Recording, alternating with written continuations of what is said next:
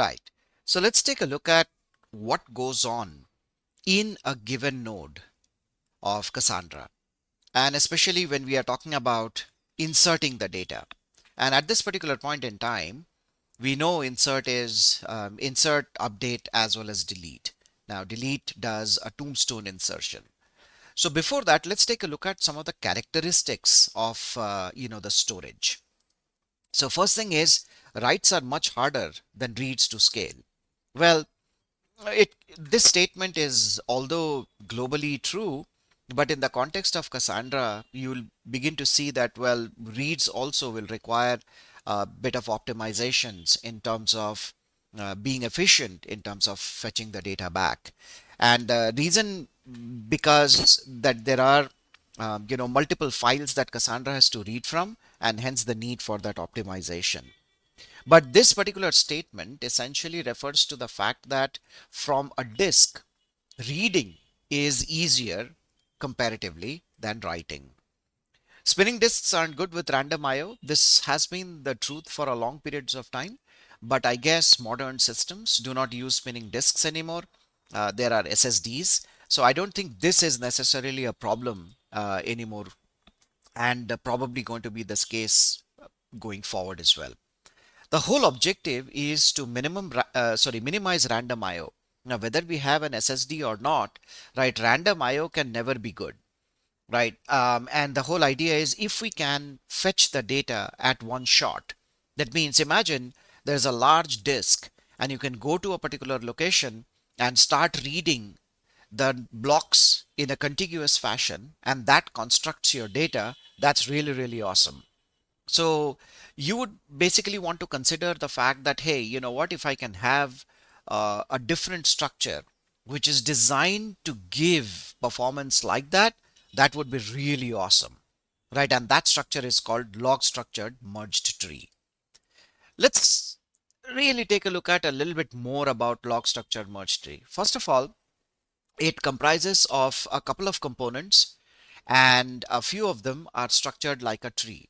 And one of the advantages of tree is you can sort the data while the data is coming in. And based on that, you can then traverse the tree and you can get a sorted view of data. So there is something called as a mem table, which resides in memory, right? And let's assume we are going to call it the component C0. And the larger component sits on the disk, right? So naturally, like, you can now visualize, well, when the smaller component, which is in memory, when it begins to fill up, when memory begins to fill up, you would want to throw that data on the disk. And when the data does show up on the disk, it's actually called SS table, sorted string table. The most critical aspect to keep in mind when the data shows up on the disk is this DB file is immutable. In other words, once it's written, it will never ever be updated. So you might wonder then how does, update statement works in Cassandra? I'm going to come to it. Writes are inserted. The typical write path is inserted in C0, which is the in-memory component, also known as mem table, and on disk logs. Now these are logs which basically have the chronological order in which the data arrived, and logs are typically used to rebuild a node once it recovers from failure. So assume that it had a single Cassandra node had accepted a couple of reads and then it went down for whatever reason. Next time when you start Cassandra up, you'll basically see the logs getting replayed, and the data from the logs will now be transferred into the in-memory component.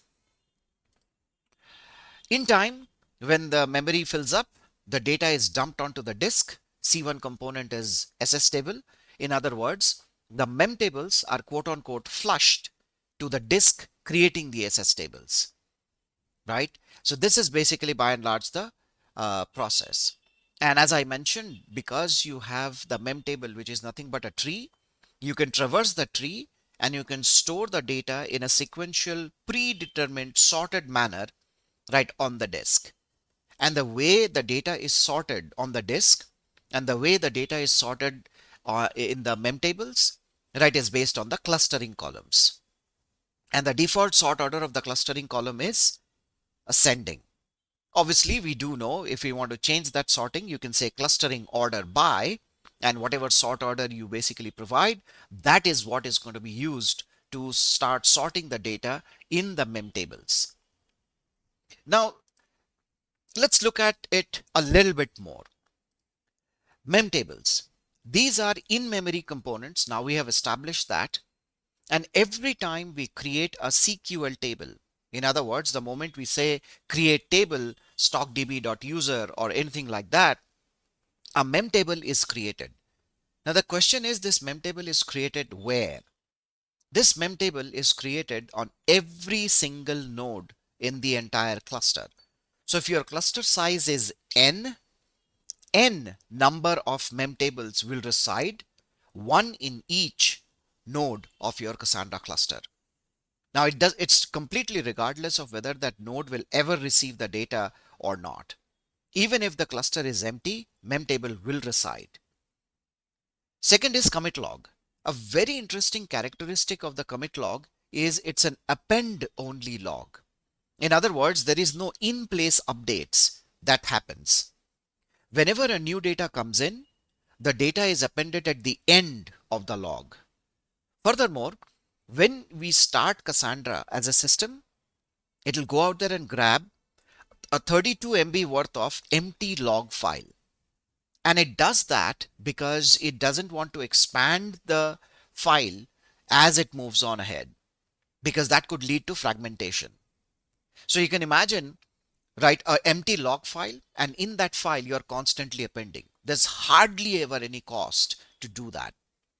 Obviously, you will begin to realize that all of these are working backward from that one non-functional requirement that Cassandra is designed for: performance. Anything that comes in the way of performance, anything that hinders performance, has either been eliminated or there is a workaround, or we work around that particular limitation. SS tables. This is basically the serialized view of the mem table, and periodically it is flushed out to obviously free up the memory. And because this is a Java based system, that would be heap. And on the later versions of Cassandra, the data can also be stored off heap. That means on native system memory. So one of the best practices that a lot of organizations follow is not to co-locate Cassandra with any other system. You want to have a node that is dedicated for Cassandra and Cassandra only, nothing else. Right, as far as possible, right, keep Cassandra run in its own environment. And there are several reasons.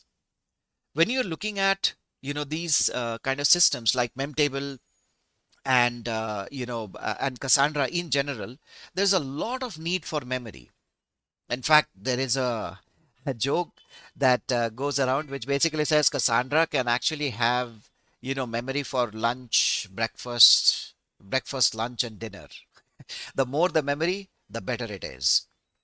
So what basically happens is, right, the more you give memory, and Cassandra will consume that, and more it will be able to retain in memory, and more data that stays in memory, the faster Cassandra works.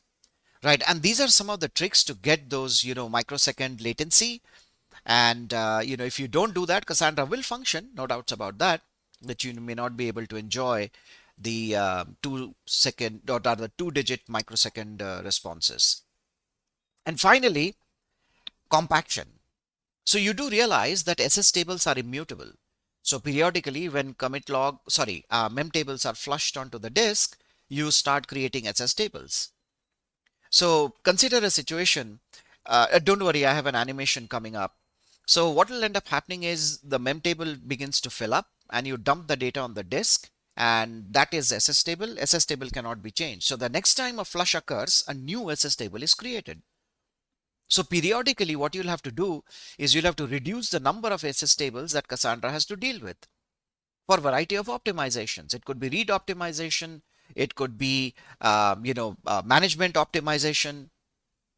So what is that process that runs behind the scenes and makes sure that the number of SS tables that Cassandra has to deal with doesn't spin out of control? And that's compaction. And the color coding indicates that memtable, commit log, and SS tables are all data structures, and compaction is a process. Compaction is a very, very important process. It pretty much determines the health of your Cassandra cluster.